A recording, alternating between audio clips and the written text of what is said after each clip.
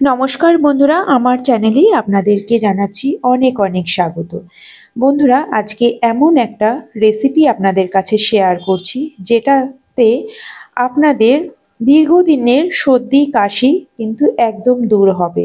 এই শীতে যাদের অনেকেরই সর্দি কাশির প্রবলেম থাকে, সহজে যেতে চায় না, তো আজকে এই রেসিপিটাতে আপনারা করে দেখুন, অনেকটাই কিন্তু উপকৃত হবেন। আজকে করছি লসুনি মেথি। এখানে মেথিগুলোকে আমি ভালো করে বেছে নিয়েছি, সেটাকে ভালো করে জল দিয়ে ধুয়ে নেব। যেহেতু শাক, সেই কারণে এটা 2 থেকে 3 বার কিন্তু ভালো করে ধুয়ে নিতে হবে। এবার জলটা ঝারিয়ে আমি একটা কড়াইতে এগুলো দিয়ে দিচ্ছি। এটা আর ছোট করে কাটার কিন্তু দরকার নেই। এইভাবে মেথি শাকগুলোকে আমি কড়াইতে দিয়ে দিচ্ছি। এবার গ্যাসে বসিয়ে দেব। মেথি শাকের কিন্তু অনেক গুণ রয়েছে। এই শীতকালে ওজন কমাতেও কিন্তু এই শাকের তুলনা হয় না। আর এর মধ্যে দিয়ে দিলাম 1 কাপ পরিমাণে জল, আর দিয়ে দিচ্ছি 1 চামচ নুন। এবার ঢাকা দিয়ে বসিয়ে রাখছি সিদ্ধ করার জন্য। বেশ ভালো মতন সিদ্ধ হয়ে গেছে। একটু নাড়াচাড়া করে নিচ্ছি যাতে খুব ভালো মতন ভাবে সিদ্ধ হয়ে যায়। মেথি শাকে রয়েছে vitamin A, vitamin C, iron, calcium, potassium রয়েছে। এবার মেথি শাকটা ভালো মতন সিদ্ধ হয়ে গেছে, এটাকে আমি একটা গামলার মধ্যে ঠান্ডা করতে রেখে দিচ্ছি। এই জলটা কিন্তু একদমই ফেলবো না, এর মধ্যেও কিন্তু প্রচুর পরিমাণে নিউট্রিয়েন্টস রয়েছে। এবার কড়াইতে আমি দিয়ে দিলাম 3 চামচ রিফাইন অয়েল। তেলটা খুব ভালো মতন গরম হয়ে যাচ্ছে। এখানে 2টো বড় সাইজের পেঁয়াজ কুচিয়ে নিয়েছি, সেটা দিয়ে দিলাম। বন্ধুরা, যেহেতু এটা শীতকালের রান্না, তাই এখানে পেঁয়াজ রসুন একটু বেশি করে দেবেন। যেহেতু লসুনি মেথি, এর মধ্যে একটা বড় সাইজের রসুন আমি কুচিয়ে নিয়েছি, সেটা দিলাম। আর দিয়ে দিচ্ছি কিছুটা লঙ্কা কুচি। আপনারা আপনাদের ঝাল অনুযায়ী আপনারা লঙ্কাটা দেবেন। আর 1 চামচ আদা বাটা দিলাম।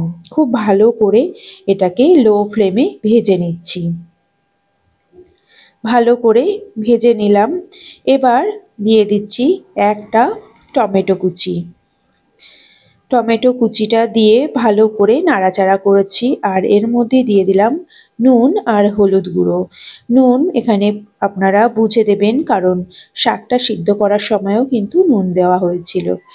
এবার এটাকে খুব ভালো করে নাড়াচাড়া করে ভাজা ভাজা হয়ে গেলে এখানে 1.5 চামচ দিলাম ধনের গুঁড়ো, আর 1/2 চামচ দিলাম গরম মশলার গুঁড়ো। ভালো করে মশলাটাকে কষিয়ে নিচ্ছি। খুব ভালো করে যখন কষে যাচ্ছে, এবার এর মধ্যে দিয়ে দিলাম 1 চামচ পরিমাণের বেসন।